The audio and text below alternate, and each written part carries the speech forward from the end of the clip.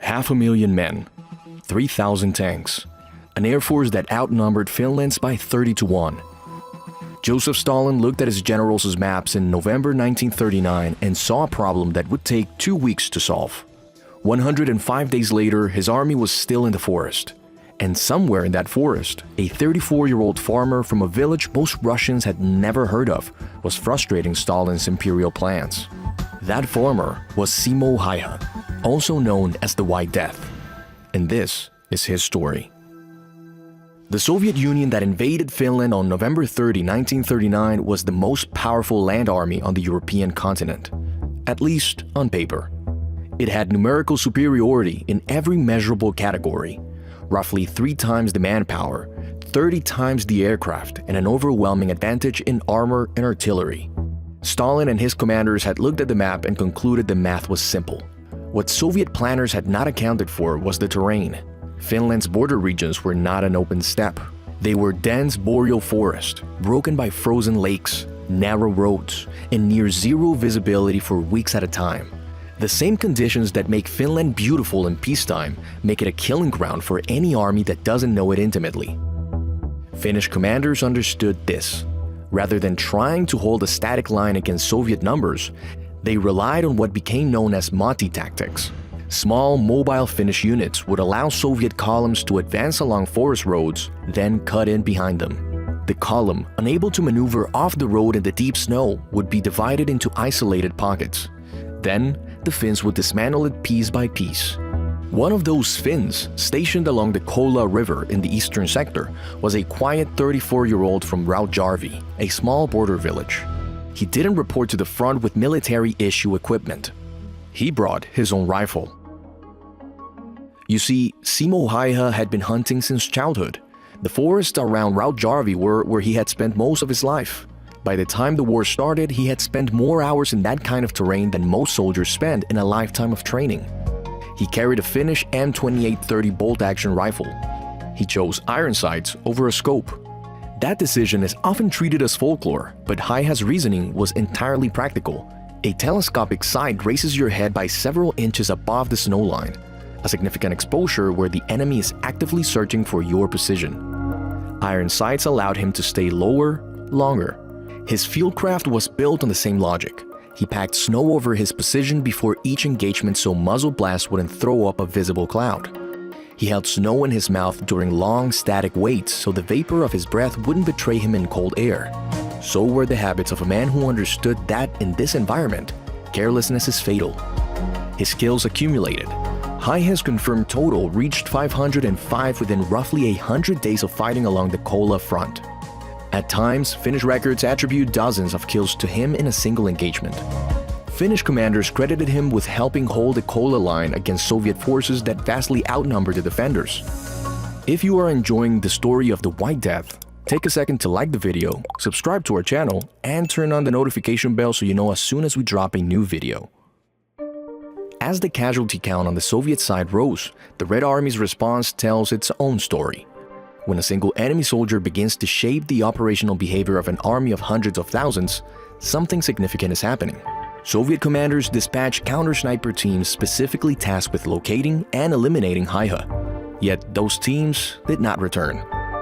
When targeted snipers operations failed, Soviet commanders escalated to artillery, ordering barrages across sections of forest where they believed he might be positioned. The barrages would tear through hundreds of acres of trees.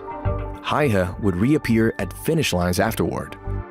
The effect on Soviet troop morale along the sector appears to have been substantial.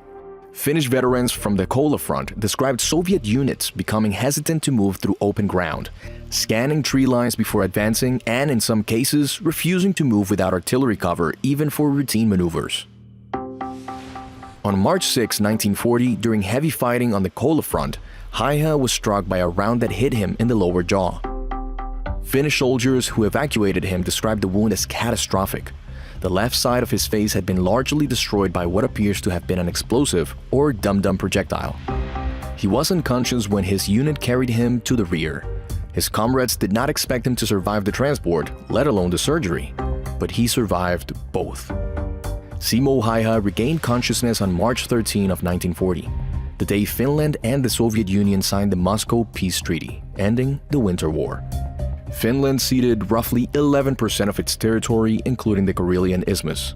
The terms were painful, but Finland retained its sovereignty, a fact that Finns at the time understood as a significant outcome given the alternatives. The Winter War is not a story with a clean moral. Finland lost ground.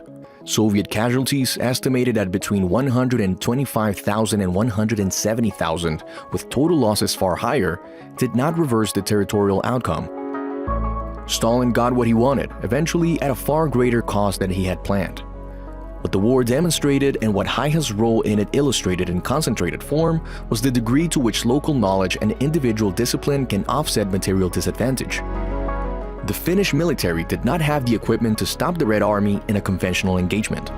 They fought the war they could actually win, in a terrain they knew and conditions they had trained for, against an enemy that had planned for neither. Haiha was promoted to second lieutenant, a battlefield commission presented to him while he was still recovering from his wounds. He was, by all accounts, visibly surprised. He had not thought of himself as a figure worth commemorating. After the war, he returned to what he had always done. He hunted moose, he bred dogs, he lived quietly in the same region of Finland where he had grown up and where he had fought. He gave very few interviews, and when he did, he was consistent in how he framed what he had done. "I only did my duty," he said, "and what I was told to do as well as I could." Haiha died in April 2002 at the age of 96. Simo Haiha's story draws attention because the numbers are almost impossible to accept at face value. 500 confirmed kills, 100 days, no scope. The figures invite skepticism, and that skepticism is reasonable. Wartime record-keeping is imperfect, and the Finnish military's accounting, while careful, was still produced under combat conditions. What is harder to dispute is the operational record, the Soviet countermeasures, the artillery barrages, the failed sniper teams. An army of 500,000 men reorganized its behavior around one man. That happened. The number of the ledger may be debated. The effect is documented. The deeper question the Winter War raises is one that military historians still argue about. When does individual skill stop mattering against industrial-scale military force? Finland eventually lost territory. Superior numbers won the strategic outcome. But for 100 days on the Kola River, one man held a line that the math said could not be held. But let me ask you a question. Is that kind of individual capacity still decisive in the way it was in 1939? Or has modern surveillance, drone warfare, and precision artillery made the solo marksman a figure of the past? Leave your answer in the comments below. And if you found this brief interesting, like this video, subscribe to the channel, and hit the notification bell. A new brief drops every week. And if you want to stay ahead of our releases, click the link in the description or scan the QR code on the screen. See you in our next 10-minute brief.